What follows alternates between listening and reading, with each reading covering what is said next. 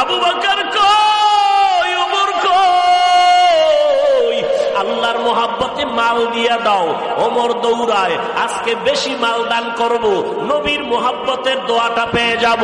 ওসমান গনি দৌড়ায়, আজকে বেশি দান করব, 1 নাম্বার দোয়াটা পেয়ে যাব।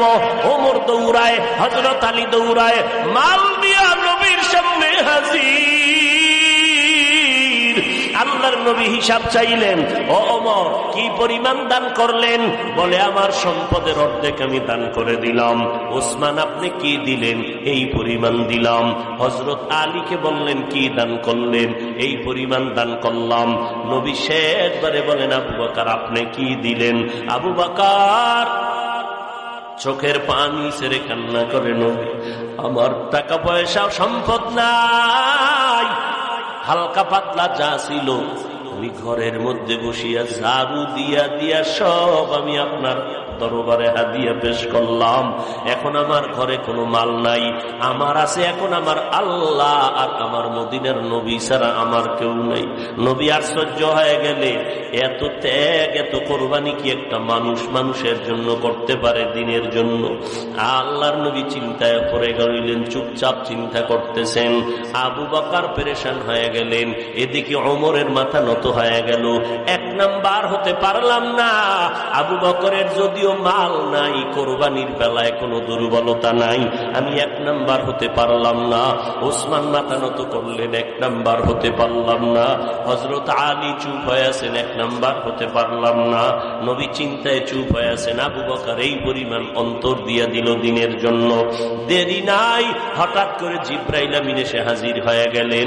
জিবরাইল আইসা আমার নবীরে সালাম জানাইয়া কয়, ও পয়গম্বর,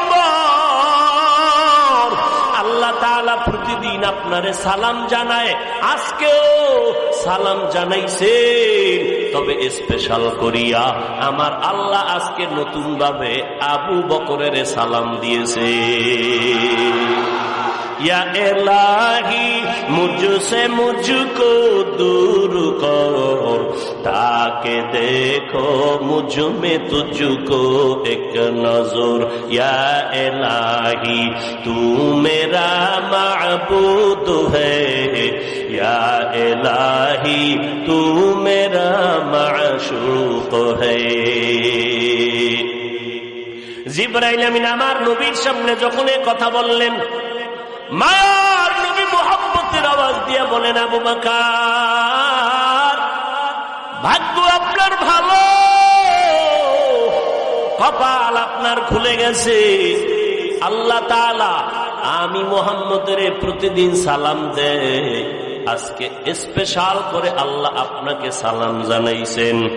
আর আল্লাহ জানতে চেয়েছেন আবু বকরের মনের অবস্থাটা কেমন। আবু বকর চোখের পানি ছেড়ে কান্না করে আর বলে, নবী আমার মনের অবস্থা আমি কেমনে বলি? আমি ছিলাম মক্কার জমিনে বড় জাহান্নামের আসামি, আমার মতো খারাপ কেউ ছিল না রে নবী।